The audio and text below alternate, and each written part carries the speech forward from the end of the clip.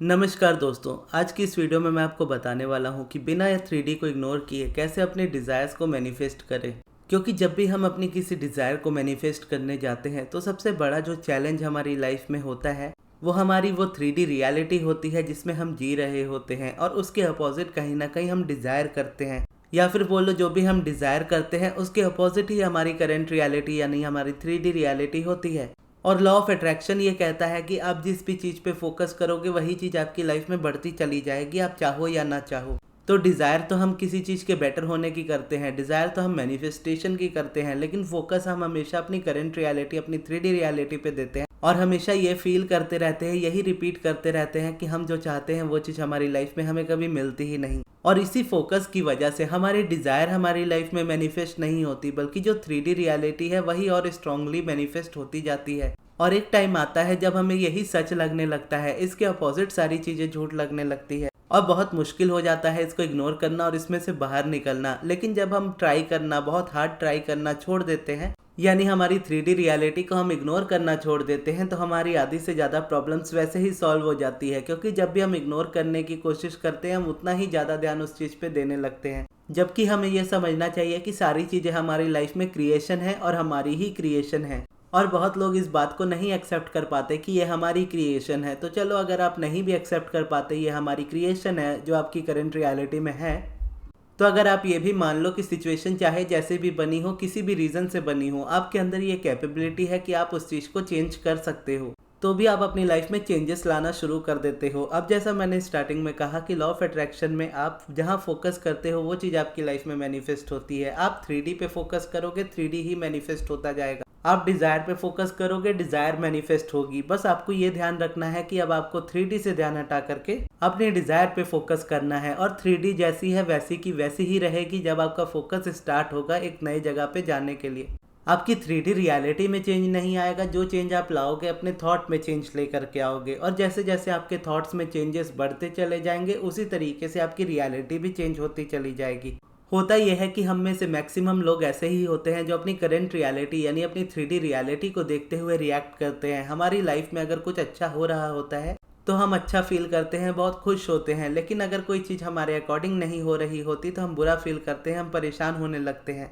तो कहीं ना कहीं हमारे थॉट्स और हमारी फीलिंग्स डिपेंड हो जाती है हमारी 3D रियलिटी पे, कि रियलिटी हमें जैसा शो करेगी हम वैसा ही फील करेंगे। इस वाले पैटर्न को हमें ब्रेक करना होता है कि रियलिटी कैसा भी फील कराए, या रियलिटी जो भी हो मुझे अच्छा फील करना है, या रियलिटी मैं बनाऊंगा अपनी। जब आप इस तरीके से अपना माइंडसेट ले करके चलते हो तो जो 3D रियलिटी है वो आपको उतना परेशान नहीं करती, क्योंकि आपको पता होता है कि आपने ये अनवांटेड क्रिएटिविटी की है, यानी ये क्रिएशन आपने की है जो आप नहीं चाहते हो, तो आप ये भी क्रिएट कर सकते हो जो आप चाहते हो, यानी एक अच्छी मैनिफेस्टेशन भी आप कर सकते हो। और अगर आप ये नहीं मानते कि ये क्रिएशन आपकी है, स्टिल अगर आप ये मान लो कि ये क्रिएशन जिसकी भी हो, मुझे इस क्रिएशन में अपना क्रिएशन ऐड करना है, या मेरे अंदर ये कैपेबिलिटी है कि मैं एक न्यू क्रिएशन ऐड कर सकता हूँ, अपने हिसाब से चीज़ों को क्रिएट कर सकता हूँ, तो इस हिसाब से जब आप चलते हो तो भी आप इसमें चेंज ला सकते हो। उसके बाद क्या होता है कि 3D रियलिटी तो आपको शो होती रहेगी क्योंकि वो आपके आंखों के सामने है। अब आप कितनी ही देर आंखें बंद कर लो, आप पूरे दिन आंखें तो नहीं बंद कर सकते। आप सो जाओगे, आप विजुअलाइज करोगे, वो कुछ टाइम के लिए होता है, बाकी टाइम तो चलो आपका ध्यान आपकी 3D पे ही रहता है।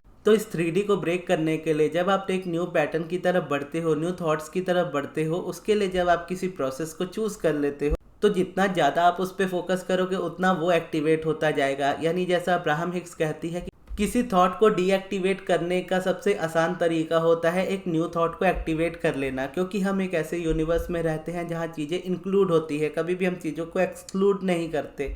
जिसका मतलब यह है कि यूनिवर्स हाँ और ना में चीज़ों को नहीं समझता, यूनिवर्स फोकस में चीज़ों को समझता है। आप किसी चीज़ को देखते हो, उस पर फोकस करते हो, उसे हाँ कहते हो, तो यूनिवर्स उसको आपकी वाइब्रेशन में इंक्लूड करता है, यानी वाइब्रेशन में आप इंक्लूड करते हो, यूनिवर्स आपकी रियलिटी में उसको इंक्लूड करता है। और वही कोई चीज़ देखकर अगर आप पसंद नहीं करते या ना पसंद करते हो, उसको क्रिटिसाइज करते हो ये कहते हुए कि ये चीज़ मुझे नहीं चाहिए, ये चीज़ नहीं होनी चाहिए, तो ये चीज़ को भी आप अपनी लाइफ में ऐड करते हो। तो इसी तरीके से आप दोनों ही चीज़ों को अपनी लाइफ में ऐड करने लगते हो, आप जो चाहते हो वो भी, जो नहीं चाहते हो वो भी। और मोस्टली हमारा फोकस ऐसा होता है कि हम नहीं चाहने वाली चीज़ों पे ज़्यादा ध्यान देते हैं और फिर वही हमारी रियलिटी में मैनिफेस्ट होता है। तो पुरानी चीज़ों को अगर आप अपने माइंड में से निकालना चाहते हो, पुराने थॉट्स को अगर आप अपने माइंड में से निकालना चाहते हो, तो आपको न्यू थॉट्स को एक्टिवेट करना होगा। न्यू थॉट्स को एक्टिवेट करने के लिए बस आपको उस पर फोकस करना होता है। जब आप न्यू थॉट्स क्रिएट करते हो तो वो जस्ट एक थॉट होता है, एक ऐसा थॉट होता है जिस पे आपका बिलीफ तक नहीं होता। ठीक उसी तरीके से जो आपके आज बिलीफ है, स्ट्रांग बिलीफ है, वो भी कभी उसी तरह के एक सिंगल थॉट से स्टार्ट हुए थे और उस थॉट के रेपिटेशन की वजह से वो चीज़ आपकी रियलिटी बन गई। पहले वो माइंड में चीज़ें बननी स्टार्ट हुई, डर बनना स्टार्ट हुआ, फिर उसके बाद वो मैनिफेस्ट होना स्टार्ट हुआ। लाइक रिलेशनशिप में हो तो रिलेशनशिप के टूटने का डर आया, उसके बाद रिलेशनशिप टूटा। अगर आपकी लाइफ में मनी है और मनी के खोने का डर है आपको ज़्यादा, तो पहले खोने का डर आया, फिर बाद में वो खोने का डर पूरा हुआ। किसी चीज़ या किसी इंसान को आप मैनिफेस्ट कर रहे हो, उसको मैनिफेस्ट नहीं कर पा रहे, तो एक डर रहता है उस चीज़ का आपसे दूर चले जाने का। तो पहले डर का थॉट आता है, डर की फीलिंग आती है, वो डर बाद में रियलिटी में मैनिफेस्ट होता है।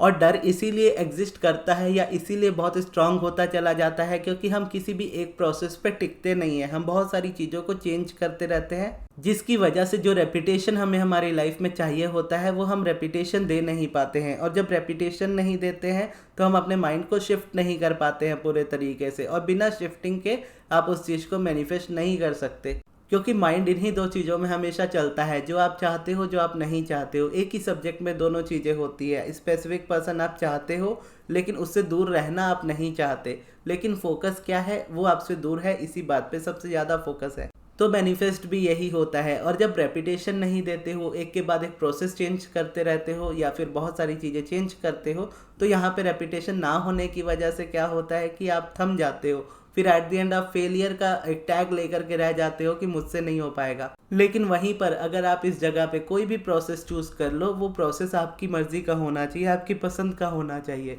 फिर चाहे वो स्क्रिप्टिंग हो, एफर्मेशन हो, विजुअलाइजेशन हो, पॉजिटिव एस्पेक्ट्स हो, सब्लिमिनल हो, मेडिटेशन हो, कोई भी प्रोसेस हो, एक बार आपने वो प्रोसेस चूज कर लिया, फिर आप उस प्रोसेस के अलावा कोई दूसरा प्रोसेस नहीं चूज करोगे उसे करने के लिए। उसी प्रोसेस पे आप कंटिन्यू रहोगे तब तक जब तक आप उस रियलिटी को रियलिटी ना बना लो, यानी उस डिजायर को रियलिटी ना बना लो जो आप चाहते हो। सेम अगर आप एफर्मेशन यूज कर रहे हो तो एक ही तरह की एफर्मेशन आपको डेली बेसिस पे यूज करनी है। एफर्मेशन तक आपकी चेंज नहीं होनी चाहिए। स्क्रिप्टिंग में भी अगर आप देखोगे, स्क्रिप्टिंग भी आपकी चेंज नहीं होनी चाहिए। अगर आप पॉजिटिव एस्पेक्ट्स लिखोगे किसी चीज या इंसान को लेकर के, तो उसमें भी जो लिखाते हैं, यानी जो थॉट्स हमारे होते हैं जो पेपर पे आते हैं, वो भी रेपिटेशन में आते हैं। यानी एक ही तरह के लाइंस, एक ही तरह के सेंटेंसेस बार बार आपका माइंड रिपीट करता है। तो रेपिटेशन ही सबसे ज़्यादा जरूरी होता है। और चाहे रियलिटी आपको जैसी भी दिखते रहे, आपका इकलौता काम बस ये होता है कि आपने जो प्रोसेस चूज किया है उस प्रोसेस को आपको तब तक यूज करना है जब तक आपका ये बिलीफ ना बन जाए कि जो आप चाहते हो वो ऑलरेडी आपका है। इवन तो क्या होता है कि कई बार मैनिफेस्टेशन पहले हो जाती है आपके बिलीफ से।